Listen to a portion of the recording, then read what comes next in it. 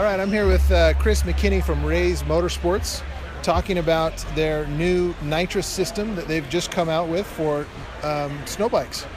So Chris, tell us a little bit about this Nitrous kit. So with this kit for this bike, it's a fully autonomous system. When it's armed, it tells the ECU to go into nitrous mode, and it's looking at a large loop of things. Just a quick hit. It's making sure the engine is at proper operating temperature. It's make sure you're out of first gear. The fueling and timing is strictly based off of this bottle pressure sensor. So if we have a high bottle pressure, we're gonna have more fuel, less timing. As the bottle pressure goes down, even when it's into the nitrous, it's gonna take the fuel away and add more timing. The gauge is here for the rider to know what's left in the bottle. It's fully activated through the throttle position sensor. And yeah, it's looking at a whole bunch of stuff. It activates only above 6,000 RPMs. Once you hit 10.5, it actually shuts the nitrous off, but as a rider, you still think it's in the nitrous, but the engine can hold 10.5 once it gets to it. And then it has tip-in fuel and tip-out fuel. So when the nitrous is activated, it makes sure that the fuel is at the combustion event before the nitrous, and then when you disarm the nitrous, it makes sure that there's enough fuel there while the nitrous line is still being ingested by the motor when the solenoid's shut. And then the solenoid is something we designed, so it only has a 1/2 amp draw.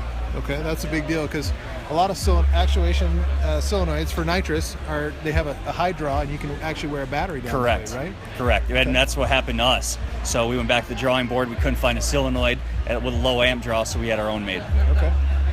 Now, nitrous can be a somewhat violent event on an engine, on a cold engine. Exactly. Or a hot engine, I guess, when you're injecting super cold spray. Yep. So it sounds like you have taken some science in this process that you've engineered to kind of safeguard these motors. Yeah. Do people need to worry about beefing up their engine to withstand an extra 25 horsepower on nitrous, or is it can we run this on stock motors? We've run hundreds of pounds of nitrous through a motor and pulled it apart, and it's still very in spec. I remember when you're up at altitude, the motor's still only making 35, 40 horsepower, and we're putting it back into what it was designed to do. Okay. Right?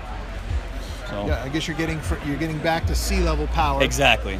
Through an automated spray. Correct. And it sounds like you're kind of safeguarding the process where certain parameters have to be met before you're going to spray. 100%. We actually patented the technology. Okay. So cool.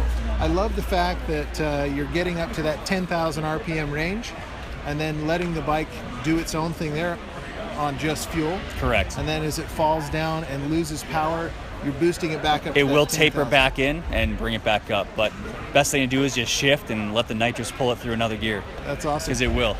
And so we have a 5-pound bottle here. Yes.